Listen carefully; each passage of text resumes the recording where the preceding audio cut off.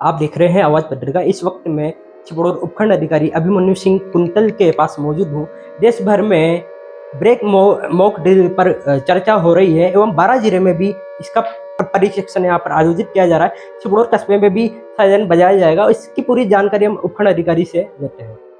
सभी को मेरा नमस्कार। जैसा कि आप जानते हैं कि भारत सरकार के निर्देशानुसार संपूर्ण भारतवर्ष में आज 7 मई 2025 को ब्लैकआउट का आयोजन किया जा रहा है।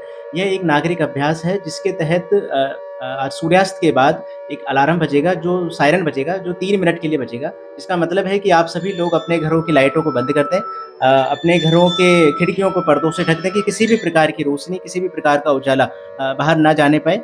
उसके बाद में ये 15 मिनट के लिए अभ्यास रहेगा। उसके बाद में एक अगला अलार्म 1 मिनट के लिए बजेगा 15 मिनट के बाद में। इसका मतलब है कि ये मॉक ड्रिल जो ब्लैकआउट की ड्रिल है ये समाप्त हो गई है। आप अपने घरों की रोशनियों को जला सकते हैं। यह अभ्यास इसलिए किया जा रहा है कि यदि कोई आक्रमण की जैसी स्थिति होती है या कोई इस प्रकार की कोई घटना होती है तो किस प्रकार से हम हमारे अपने मानव क्षति को, हमारे संसाधनों की क्षति को न्यूनतम करने का प्रयास कर सकें। इसमें आप सभी से अपील ये रहेगी कि यदि आज कहीं पर भी आप उस दौरान यदि आप कहीं यात्रा कर रहे हैं, यदि आप कोई वाहन चला रहे हैं, तो उस दौरान आप अपने वाहन को बंद कर लें। आप उस 15 मिनट के समय के लिए एक सुरक्षित स्थान पर चले जाएँ और अगला अलार्म बजने पर आप दोबारा अपनी यात्रा को व्यवस्थित कर सकते हैं।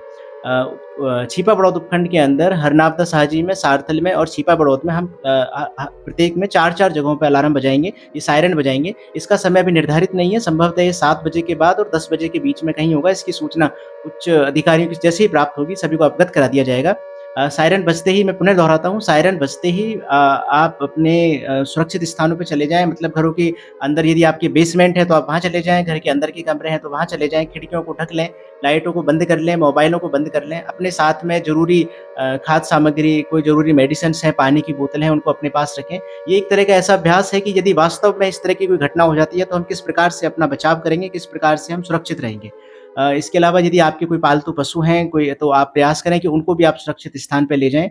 इसके अतिरिक्त यदि सरकारी संस्थाओं के लिए संबंध में निर्देश जारी कर दिए गए हैं, यदि कोई निजी संस्थाएँ हैं, जैसे अस्पताल हैं, निजी अस्पताल हैं, तो उनके लिए ये संभव नहीं है कि आप लाइट को बंद करें पूरे समय के लिए।